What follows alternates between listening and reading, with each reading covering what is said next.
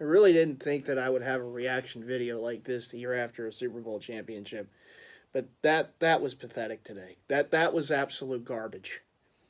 And I understand it's difficult to win on the road. I get that. I mean, you see really good teams lose on the road, and it's harder. It is. It's harder to play on the road, particularly when you are a defending champion, because you're going to get every team's best, no matter who you're playing. But today's game was absolute garbage, and I got to start. I got to start with the coaching. Why in the world are we having, and as good as he is, he's still coming off a knee injury. Why are we having Carson Wentz throw the ball 50 times? Where is the balance? Why are you not trying to run? When you started to try to run, you were able to get big chunks. I mean, this team was running the ball well in that second half and in the overtime. Where was that? This is like that loss to Kansas City last year when it was such an unbalanced offense and you lost a game that could have been won if you just had balance. There was no balance. And I know it's a passing league, but there was no freaking balance today. You get Jay Ajayi back, Smallwood, who, had a pretty good game, productive game. I know they didn't have Sproles and Clement, but, you still have a good offensive line, and you have good enough running backs that you should be able to run the ball and take some pressure off of Carson Wentz that was getting killed back there. These play-action fakes, every time it seemed he does this play-action fake, here comes the defender and runs him over for a big sack. Time after time after time, just hand the damn ball off. And then, I complain about the running game, but at the end of the first half, when the Eagles got that turnover and they're in the red zone and they're right on the doorstep, on third down you hand the ball off. Why don't you throw it for the end zone? Try to get the touchdown. They played it. He calls it conservative there, and goes for the field goal. You get a touchdown there. This game could have been all sorts of ways different. I mean, it's what it would have been like a 14-3 halftime lead. This game never goes to overtime.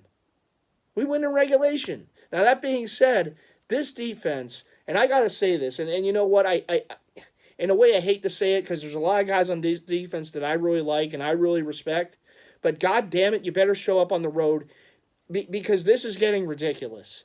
This defense, who wants to be one of the best defenses in the league, and they talk the talk, and they want to be this dominant force, on the road, they're a completely different animal. I know that more times than not, they get the stop in the red zone, but they give up way too many big plays. And it doesn't matter who they're playing. The Titans are not a good offense. They're not. And you gave up 26 points to that team. And you were up double digits in the second half of the game after the Alshon Jeffrey touchdown, and you give it right back up. And the reasons for that is because of poor tackling, poor scheming, and penalties. Too many damn penalties. And, Jalen Mills, my God, this guy is trash garbage as a corner in the league. He's got to be one of the worst outside cornerbacks in the league. It doesn't matter who they're playing against, what lack of weapons the other team has at the wide receiver position. Jalen Mills is going to Jalen Mills. Jalen Mills is going to get beat on a double move. Jalen Mills, when he does get beat and the pass isn't even catchable, is going to have a pass interference penalty. That's what Jalen Mills does. And then he complains about the fans complaining about him. Well, there's reasons for this, Jalen, because you're trash. You're garbage. You should not be an outside corner in this league. You're not good enough. You get beat every single week. Every week. You would think that by now he would know not to bite on a freaking double move, but he does it every goddamn week. I'm sorry, but it is ridiculous with this guy. Put Sidney Jones on the outside. Wake up, Jim Schwartz. What the hell are you watching? And again, this week, you're going up against an offensive line that isn't that good, and you don't get enough pressure because you consistently just rush four. Disguise some plays, get some more blitzes in there, make the opposing quarterback uncomfortable. But every week, we got to do this. We're just going to rush four and let the quarterback have all time to make throws and plays. There's wide open receivers all over the field every damn week.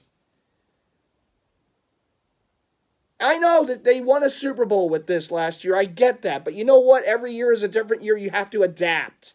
You have to change. If you're getting something different from your opponents, if the pressure isn't constantly getting there by rushing four, you got to do something different.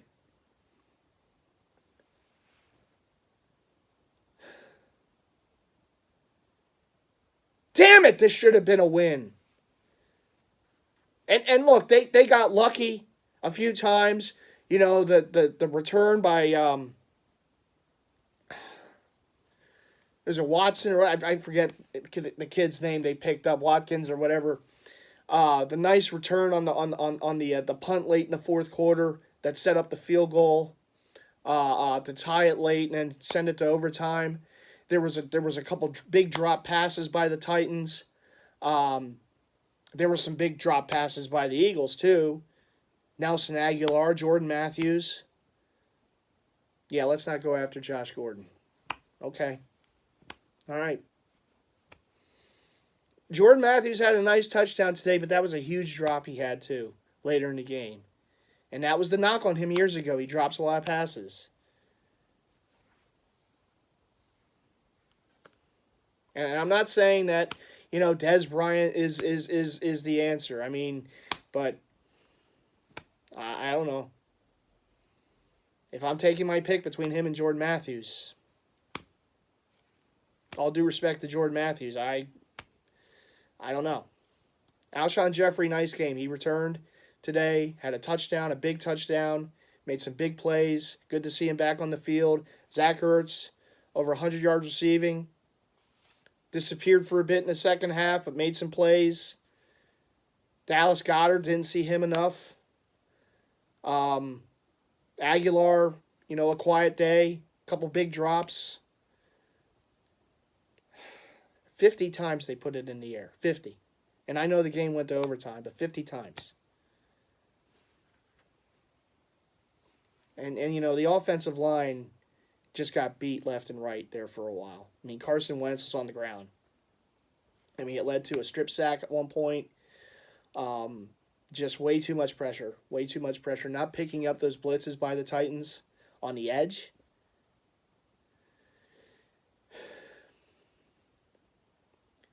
And look, this game should not have even gone to overtime. The Eagles should have won this game in regulation. They should have won this game in regulation. They had a double-digit lead. They should have put the Titans away at that. They couldn't do it. Very next drive, Titans go down the field. There's a penalty. They get down the field. Mariota scores a touchdown. So they get right back in the game. You know how in baseball, when you get the lead, you have that shutdown inning? That's a shutdown possession that the Eagles' defense couldn't get. And part of that was aided by a stupid penalty. Titans take the lead. Eagles tie it up late. They go to overtime. And here's the thing about the overtime. And I know the Eagles got it first. They go down the field. Those last three plays in the red zone. I mean, God love Doug, but what's the play calling there? You go with two fades, including third down. You're going with a fade. I mean, there's an opportunity there to, and I get it, Alshon Jeffrey, but two fades in that situation. If they get a touchdown there, game over. Titans never get the ball. You have Zach Ertz, and you don't go to him once in that possession in that set of downs. You know, a crossing route, something that, you know, you might catch and go for the touchdown, or something in the end zone, you go with two fades. All right. You know, and they played it a bit conservative there on that last one. and they took the field goal. But then we get back to the point that I started this video with this defense. Again, this defense wants to establish itself as one of the best defenses in the league. And you have a chance, albeit on the road, to get a W, to get a win. And I know they stopped some opponents on fourth down this season, okay? But you have stopped 2 opponents on 4th and goal. You have 4th and 15. And again, this is again where I put some of this blame on Jim Schwartz. Because on 4th and 15, you got to bring pressure. You can't let Mariota just have all the time to make an easy throw. They rush 4, they don't get there. And again, Corey Graham allows the receiver to get behind him. And what the hell was he doing? He just watched him run right by him. And they convert on 4th and freaking 15. That's a situation on 4th and 15. Sorry, I got a phone call and I lost my train of thought. But I think I was talking about that 4th down conversion on 4th and 15, where the Eagles, Jim Schwartz, that is a perfect time to go with 0 blitz on 4th and 15. Get pressure on Mariota, incomplete pass, or some kind of, good play defensively instead of just, sitting back. I mean, if a 4-man rush has not gotten there most of the game, what do you think it's going to get there on 4th and 15? Bring more pressure. And I know you don't want to get burned, but 4th and 15, if you have pressure in Mariota's face instead of him just having time to survey the field, I mean, it's a long and developing play. 4th and 15, the receiver's got to go. It takes time. Just giving him those yards, that is just so frustrating. And then, again, they stop him on 4th down. They get the stop on 4th down. It's a penalty by Sidney Jones. And then later on 4th and 3, 4th and 2, whatever that was. And I applaud Vrabel for going for it. I mean, instead of going for that long field goal, I wish he went for the field goal because hopefully we could have either blocked it or missed or Suckup would have missed it. Or even if he made it, we still had a minute to go with 2 timeouts. The Eagles could have gone down the field and tried a field goal of their own. So instead of that, he goes for it, and it's a dump-off pass to Dion Lewis that was horribly defended. And they get the first down. And not only do they get the first down, but he makes more yards. Again, poor tackling. I mean, I honestly... The tackling's been an issue. The penalties have been an issue. Not getting enough pressure on the opposing quarterback has been an issue. And I know this defense has played well at home, which is great. They've done it now for the past few seasons. But they got to show up on the road. You can't just show up for half your games.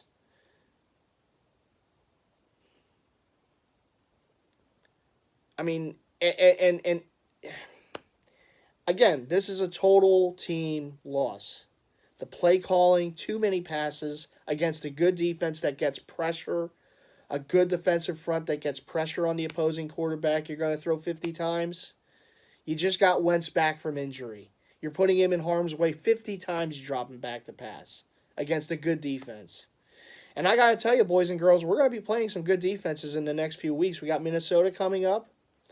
I know the Giants have been Jekyll and Hyde, but that defense is pretty decent.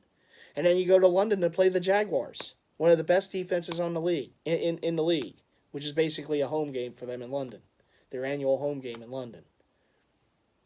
You're going up against good defenses that can get pressure on the opposing quarterbacks. I would hope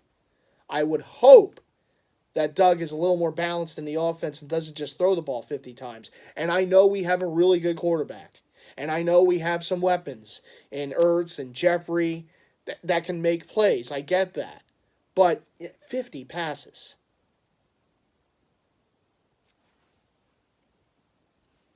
And then in the overtime, like I said, I mean, this defense, and I know they made 2 big plays so far this season to win games at home on 4th down plays. I get that. And then the Hail Mary, But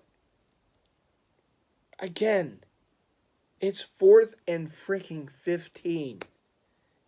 And they made it look easy. I mean, it was just an easy toss for Mariota. Easy.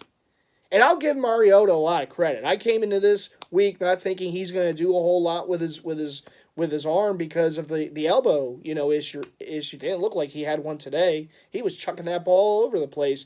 And the Eagles are lucky that there wasn't more plays made on this defense because there were some big-time drops, including in the overtime. I mean, we caught a huge break with that drop, and then moments later on the 4th and 15, they convert.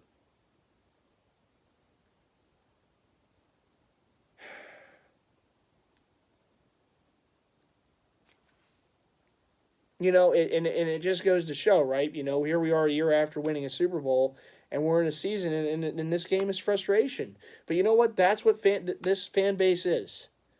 We're going to always tell you it like it is. We get frustrated. Even giving us a ring, we're still going to be frustrated when they've earned the frustration. And I got news for Howie Roseman, okay? I got news for him, all right? All those great moves that he has made, and I have praised him left and right for all the moves that they have made the last 2 years to put this team in a position to win a Super Bowl last year and to be one of the teams that's favored to win it this year. I absolutely give him a ton of credit. The GM of the year last year, right? Front office, great moves. Great moves. But Howie has got to make a move. They have got to trade for Earl Thomas.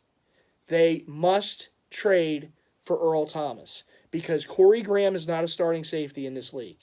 Okay, he's a veteran. He's a role player. He's a pretty good special teamer. And in different situations on defense, he can come in. But he is not a starting safety in this league. I'm sorry, he just isn't. Earl Thomas is. And he would add that. It's like you have that protection.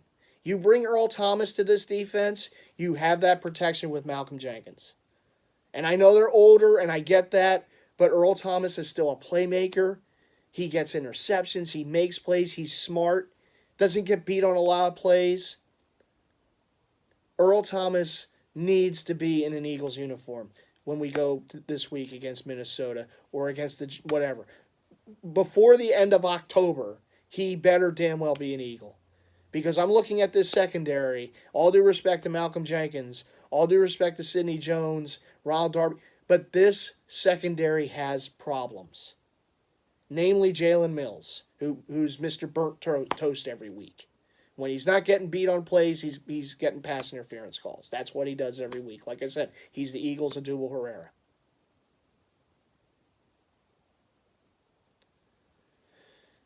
And I am tired of it. Every week, it's like you can set it like a clock with him. He's going to get beat on a play. It doesn't matter who they're going up against. I mean, Tennessee. I mean, come on, really? You're getting beat on double moves by Tennessee's receivers? Really? Or is this what we're doing now, Mills? Every week, it doesn't matter. I mean, Deshaun Jackson's Deshaun Jackson. He does this every week, right? He's a great athlete. All right, Julio Jones, it's Julio Jones. I mean, T.Y. Hilton even. It's T.Y. Hilton. He's getting beat by Tennessee receivers. And now this week they go up against Stephon Diggs. And then going forward, it's Odell Beckham Jr.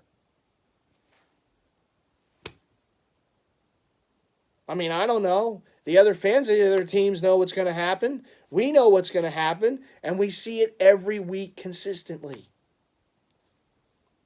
It's unexcusable. Guy should not be a starting outside corner. I still feel, and I know I've said a lot of hate for him, I still feel he would be better in the slot than he is outside, where he gets beat constantly. But then in a slot, he probably would have more penalties thrown his way. And every time he gets beat, he likes to hold and grab. Then he always has this confused look on his face when he gets called for it. Like, what did I do? Well, you think you did.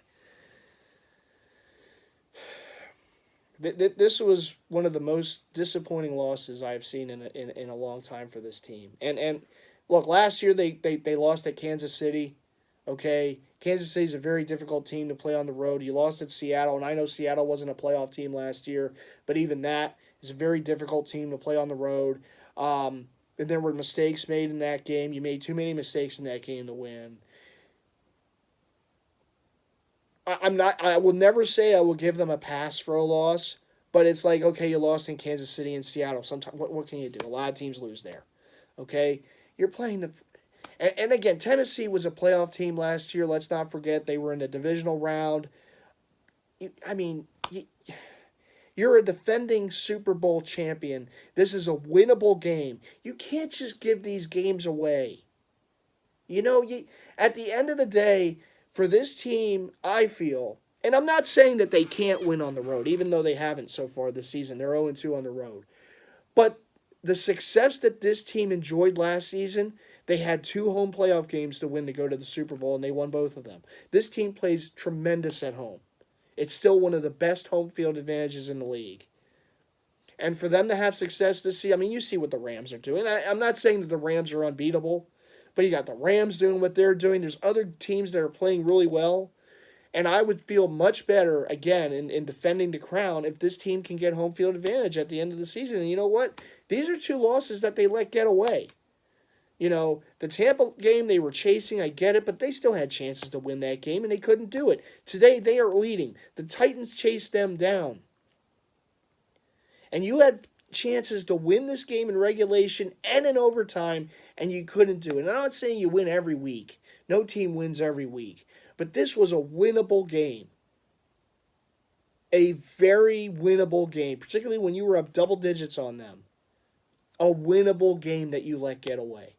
And you let it get away because of stupid mistakes, because of bad penalties, because of terrible tackling, and in key situations, in key moments, not getting enough pressure on Marcus Mariota in the second half and in the overtime, giving up 3 fourth-down conversions in the overtime, leading the Titans down the field. And even on the touchdown, it's 3rd down.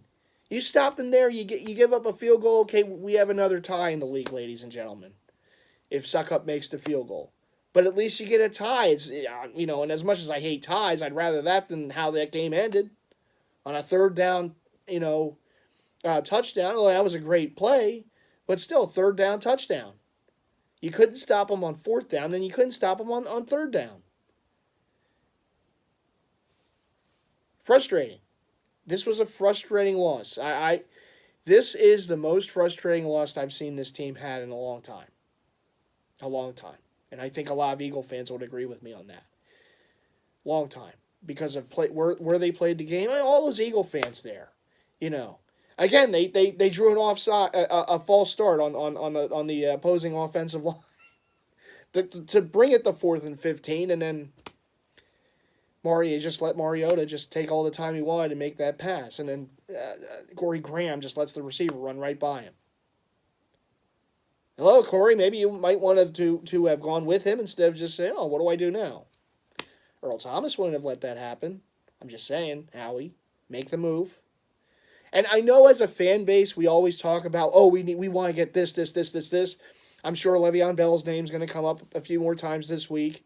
Again, but look, when they ran the ball, and I know they got stuffed a few times, Tennessee has a really good defensive front. But when they imposed their will and they were running for chunks. Were they running for like an 8-yard average at one point in the game? This game wasn't lost because they didn't have Le'Veon Bell. This game was lost because they didn't have Earl Thomas. As far as I'm concerned. If you want to talk about of the players who they, so far, we would like to see them trade for, who they haven't so far, yeah, Earl Thomas probably makes some plays that Corey Graham did not. And look, Howie's not stupid. He sees this. He sees these games like we do. He knows. So I still believe in the man, that he will do something, that he will bring it. He will make a trade for Earl Thomas and fix the situation at safety on the other side of Malcolm Jenkins. Malcolm Jenkins isn't young either. I know sometimes he's making plays and sometimes he's getting beat. But you need someone else there next to him. And Corey Graham isn't the answer. It's just not. It just isn't. He's a nice role player, situational, but not a starting safety. Just isn't. And I think that was evident today when you saw the game. If you take a look at some of these plays that Tennessee's making, how many times do they have an open receiver down the middle? 2. I mean, it was ridiculous. And again, the Eagles were lucky that there were some drops. Otherwise, this game, it could have been a whole lot more ugly. You know, including on their first drive by Tennessee when they were moving down the field. I mean, there was a big drop on third down. Otherwise, who knows what could have happened? That could have been a touchdown perhaps on that drive instead of a field goal. And, you know, you can't blame Carson. I mean, look, he put this team ahead. Okay? Gave them a lead in the overtime. This is where, again, your defense, and again, they talk about a lot about being this great defense, shutdown defense. This is where you got to step up and make plays. And they did it a couple times this year. I get that at home. But you got to do it on the road. It's wonderful that you help to win 2 games at home. That's great. But when you're on the road and the pressure's there as well, if you're going to be a truly great defense, you got to be able to travel. You can't just play well at home and then on the road we're going to give up points and plays and commit stupid penalties and not tackle. All those things that they do at home, you got to do on the road as well. And so far in 2 road games, they haven't done it. And I know the man was on a roll at the time, but Fitzmagic gets benched today in Chicago. The same guy that threw the ball all over the place against the Eagles couldn't do anything against the Bears. I know the Bears have a really good defense, bringing in Khalil Mack. But the guy gets benched. The same guy that torched us. And they stopped Andrew Luck last week at a crucial situation. I get that, at home. But now on the road against Marcus Mariota, who's still coming back from the elbow injury, you let him throw the ball all over the place on you. This is a problem that needs to be fixed, and it needs to be fixed now. And the onus is on the coaching staff. The onus is on the defensive coaching staff of this team. To whatever this team is having problems with on the road, you better damn well fix. Because games like this, you cannot give up. You cannot let get away. If you have aspirations with this is the new norm, you can't let games like this get away. You can't. And I get it. Every week you're going to get your opponent's best game because you are the defending Super Bowl champions. Happens to the Patriots all the time. It's about adjustments. And just because the things that worked last year helped you win a ring, it's a new season. And every team has watched your footage. Every team schemes to try to be able to beat your schemes and beat those plays that worked. On both sides of the ball, you have to adjust to that. And this defense has got to play better on the road. They have got to adjust their schemes, and there is a time where you have to blitz a little more.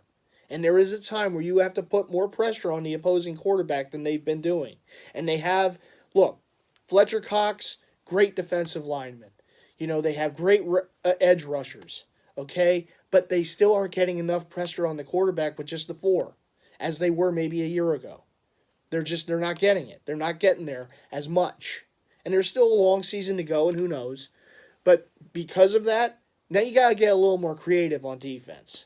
And I know Jim Schwartz is never going to be a big blitz-happy defensive coordinator, but there are times where you do have to bring that blitz. And on 4th and 15, I would have brought a 0 blitz at that time. I would have. Put more pressure on Mariota. And if he beats you, God bless him, he beat you. But at least you put the pressure on him instead of just letting him sit there and, here's a wide open receiver. There you go. Disappointing. Disappointing, disappointing, disappointing. That's the biggest word for this game. Disappointing. Because this was one that got away.